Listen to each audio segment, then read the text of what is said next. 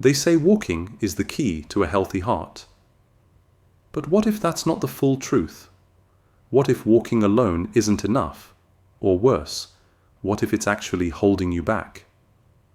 If you're over 65, struggling with joint pain, fatigue, numbness in your legs, or swelling in your feet, this message might just change your life. Because today we're breaking the myth that walking is the only way to protect your heart and revealing 5 powerful, expert-backed alternatives that you can do safely, gently, and without even leaving your home. These movements aren't just exercises, they're lifelines. They're quiet decisions you can make right from your favorite chair that bring warmth back to your feet, rhythm back to your heart, and energy back to your days. It might sound too simple to matter, but raising and lowering your heels while sitting can be one of the most effective things you do for your circulation. That tiny movement engages your calf muscles, what many doctors call your second heart, because every time they contract, they push blood back up toward your chest. Without them, your heart has to work much harder.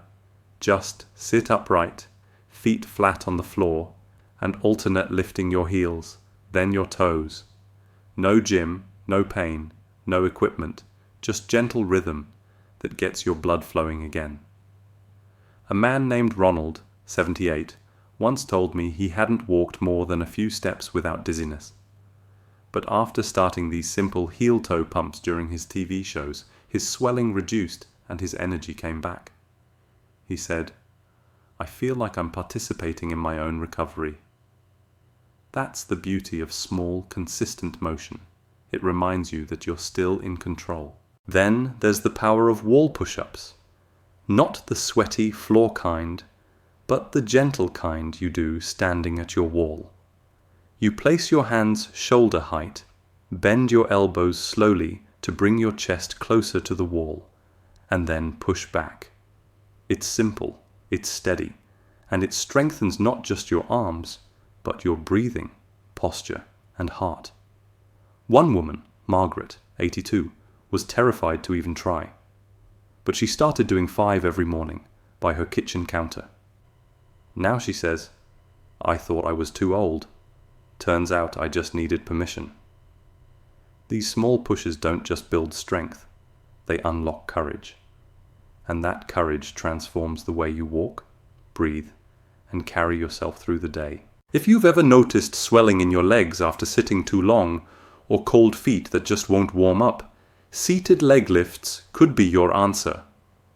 Sitting tall, lifting one leg gently, holding it, and then lowering it again, it might seem like nothing, but inside, your largest muscles are activating, sending blood flowing upward, taking the pressure off your heart. George, 79, began doing these during commercial breaks. A few weeks later, he was walking with more ease, getting up from chairs without struggle. "I didn't feel stuck anymore," he said. "I felt like I was doing something again." That's what matters.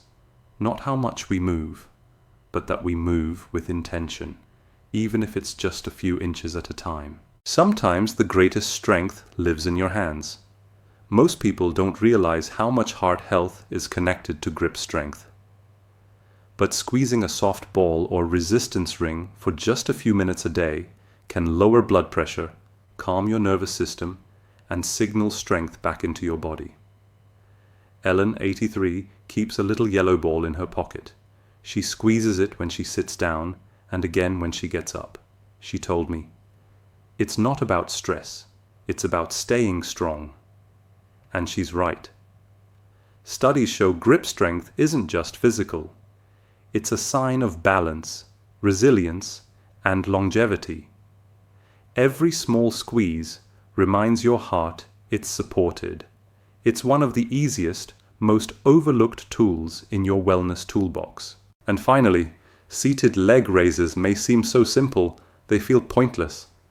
But inside your body, they're a game changer. When you sit for too long, blood pools in your legs. Your heart has to push hard to circulate it back up. That's exhausting. But lifting each leg slowly, holding, and lowering again activates the thigh muscles that support blood flow.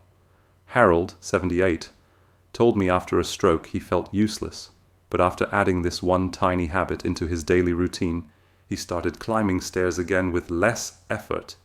He said, "I didn't feel useless anymore. I felt like I was doing something." That's the magic of these quiet movements. They're not flashy, but they restore dignity, confidence, and purpose.